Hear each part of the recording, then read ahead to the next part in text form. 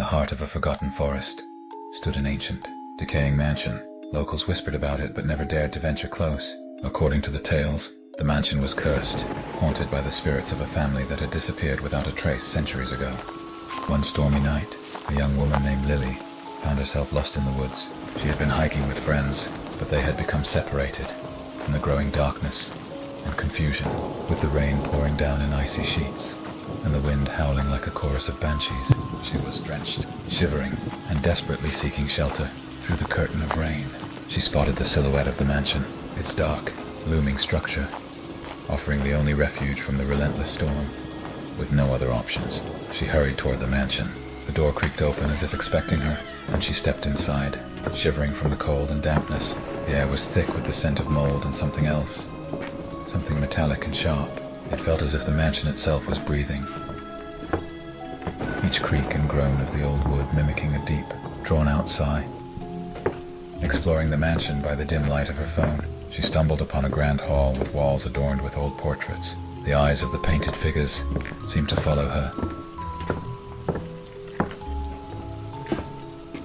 but she dismissed it as a trick of the light. Exhausted, she settled on an old, dusty couch and soon fell into a restless sleep. She awoke to whispers, soft and indistinguishable, echoing through the dark corridors. Her phone's battery had died, leaving her in complete darkness. She fumbled for her flashlight, flicking it on to reveal the once empty hall now filled with figures, pale, translucent, and barely human. Their hollow eyes stared at her, mouths moving in a silent chant. Panicking, Lily tried to run, but the air grew thick and heavy, each step feeling like wading through quicksand. She stumbled and fell, the flashlight rolling away, casting long, distorted shadows on the walls. The whispers grew louder, more frantic. Desperate, she crawled toward the light, but a cold hand grabbed her ankle. Pulling her back, she screamed, the sound echoing through the mansion.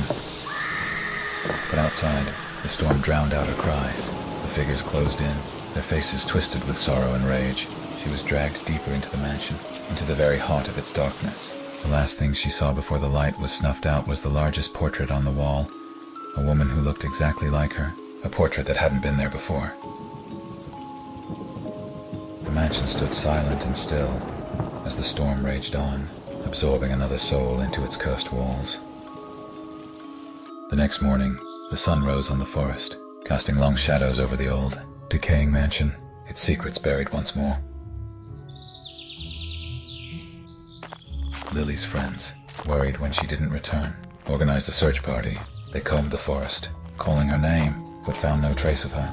The only hint was the muddy trail leading to the mansion, a place the locals had warned them to avoid. Despite their fear, they decided to investigate, hoping against hope to find their friend. Inside, the mansion was eerily quiet. The grand hall seemed undisturbed, yet there was an oppressive air that made them uneasy.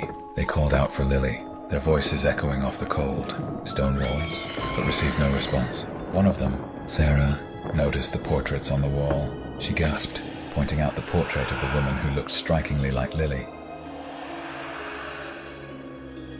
Their unease grew as they moved deeper into the mansion. The whispers started again, faint and indistinguishable at first, then growing louder. Shadows moved at the edge of their vision, and a cold breeze seemed to blow through the halls, despite the lack of open windows or doors. They reached the room where Lily had been dragged. The floor was scuffed, as if by a struggle, and there were scratch marks on the walls. Sarah found Lily's broken phone and flashlight, but there was no sign of Lily herself. The whispers grew louder, more insistent, forming a chant that filled the air with a sense of dread. Suddenly, the doors slammed shut, trapping them inside. Panic set in as they tried to pry them open, but it was as if the mansion itself was holding them captive. The figures appeared again, more solid and menacing this time. The friends huddled together, feeling the temperature drop rapidly. One by one, the figures approached them, their ghostly hands reaching out. The friends screamed, but their voices were lost in the cacophony of whispers and chants. The mansion seemed to close in on them, the walls pressing tighter, the air growing colder.